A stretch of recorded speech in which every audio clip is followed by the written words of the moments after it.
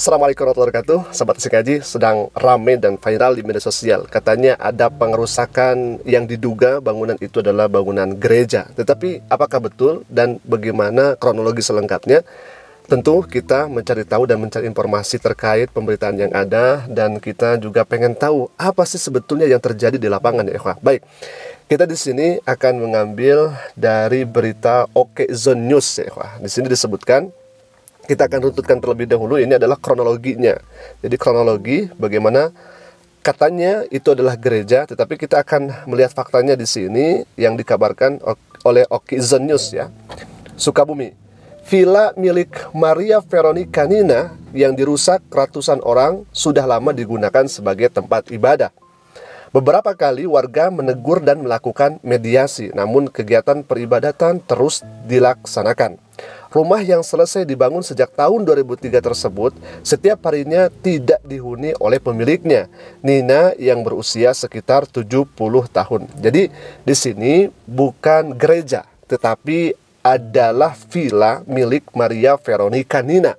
Jadi beredar di media sosial itu adalah bangunan yang diduga gereja, dan dipatahkan dalam pemberitaan yang ada ini itu bukan gereja tetapi villa.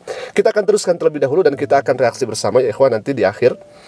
Kemudian, namun rumah di Desa Tangkil, Kecamatan Cidahu, Kabupaten Sukabumi, Jawa Barat itu sering digunakan saat pemiliknya berlibur atau ketika ada tamu dan keluarga yang bersilaturahmi ke Cidahu, Sukabumi. Informasi yang dihimpun Okezone Senin 30 Juni 2025, kegiatan peribadatan di rumah itu diketahui warga mulai tanggal 17 Februari 2025 yang diprakarasai oleh adik pemilik rumah, Wedi. Sejak saat itu tercatat sudah beberapa kali kegiatan ibadah dilaksanakan di dalam villa tersebut.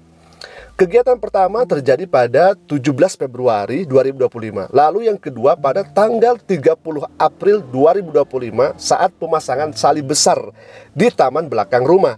Kemudian pada tanggal 7 Juni 2025 dihadiri sekitar 130 jemaat, dan terakhir pada 27 Juni 2025 dihadiri 35 jemaat. Kepala Desa Tangkil, Ijang Sihabuddin, membenarkan bahwa warga sempat mulai merasa keberatan sejak pemasangan salib besar pada 30 April 2025. Menurutnya, warga telah berupaya melakukan peneguran langsung dan mediasi kepada pihak pengelola. Jadi di sini warga melihat dan menyaksikan ada pemasangan salib, di mana rumah itu adalah hanya villa. Kemudian ada pemasangan salib. Kan biasanya kalau misalkan ada pemasangan salib, kemudian salib itu berukuran sangat besar, biasanya di tempat-tempat ibadah resmi, misalkan di gereja dan lain sebagainya. Ini villa yang kemudian dijadikan tempat singgah. Di sana ada salib yang besar. Begitu kira-kira, ya kabilah, dari pemberitaan yang ada di media sosial. Baik, kita akan lanjutkan dulu. Warga mulai protes sejak pemasangan salib. Jadi kalau sebelumnya tidak protes begitu, ya, mau dipakai ibadah silahkan, mau dipakai kemudian rumah singgah juga silahkan. Tetapi ini rumah yang statusnya rumah singgah, bukan tempat yang biasa gereja, tetapi dipasang salib dengan salib yang ukurannya besar. Nah, kita lanjutkan dulu. Warga mulai protes sejak pemasangan salib pada bulan April lalu. Mereka juga sudah melaporkan ke RT, MUI desa, dan pemerintah desa. Kami sudah melakukan mediasi dan menanyakan legalitas penggunaan rumah itu sebagai tempat ibadah, ujar Ijang Sihabuddin. Ia menambahkan bahwa rumah tersebut awalnya diketahui warga sebagai bekas pabrik pengolahan jagung, sehingga ketika digunakan untuk kegiatan ibadah, warga mempertanyakan legalitas dan perizinannya. Kemudian, warga pernah menegur langsung pada 7 Juni 2025 lalu, dan kami sempat memediasi, namun pengelola tetap melanjutkan kegiatan ibadah meski ada penolakan warga. Hingga pada 27 Juni 2025 terjadi aksi pembubaran kegiatan ibadah oleh warga yang juga berujung pada perusakan fasilitas rumah, ujar Ijang. Pemerintah Desa Tangkil saat ini terus berkoordinasi dengan pihak terkait untuk mencari solusi terbaik agar permasalahan serupa tidak menimbulkan konflik berkepanjangan di lingkungan masyarakat. Sementara itu, Ketua RT 4 RW 1 Kampung Tangkil, Hendra, menambahkan kegiatan keagamaan di rumah singgah tersebut dilakukan tanpa pemberitahuan resmi. Saya pertama kali tahu ada salib terpasang itu tanggal 30 April 2025 dari video yang viral di lingkungan.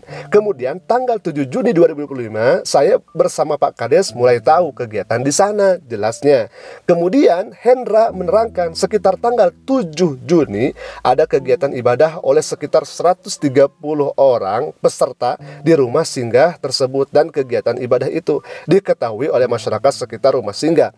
Saya mendapat laporan dari masyarakat yang pulang dari masjid mendengar kegiatan ibadah dengan nyanyian rohani menggunakan pengeras suara di waktu subuh sehingga mengganggu masyarakat sekitar. Tutup Hendra. Nah, sahabat Asik Ngaji, itu pemberitaan yang ada yang kami sajikan agar kita memahami bagaimana keadaan di lapangan secara menyeluruh, secara universal, agar kita tidak melihat secara satu pihak begitu ya.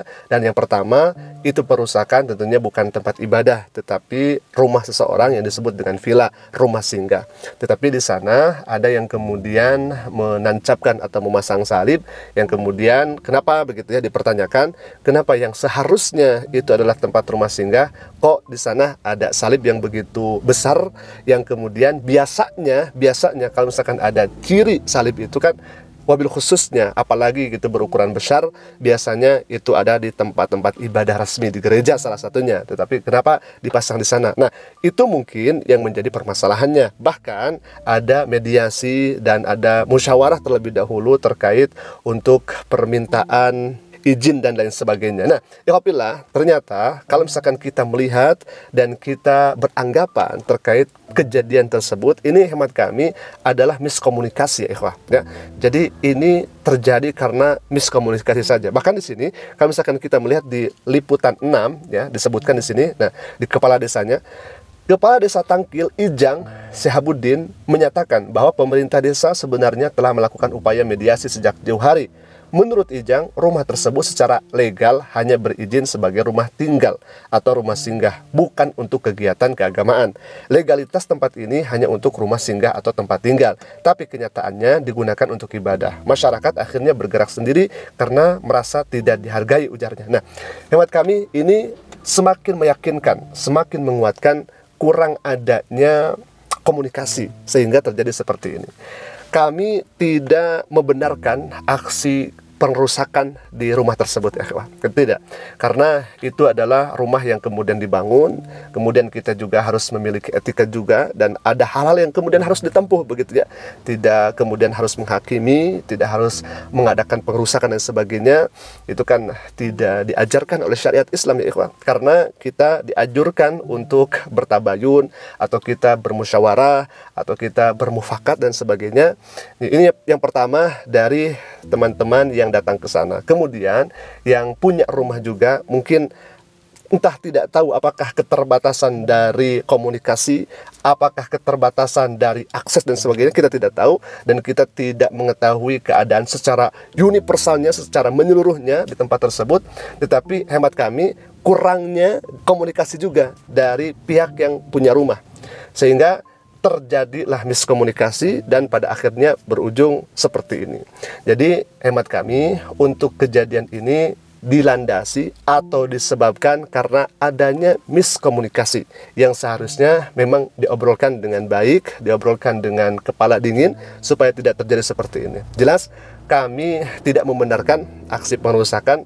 Bayangkan ya ikhwah, di zaman Nabi SAW ketika Nabi hijrah dari Mekah ke Madinah, Nabi Muhammad SAW dengan para sahabatnya lalu kemudian membuat piagam yang disebut dengan piagam Madinah.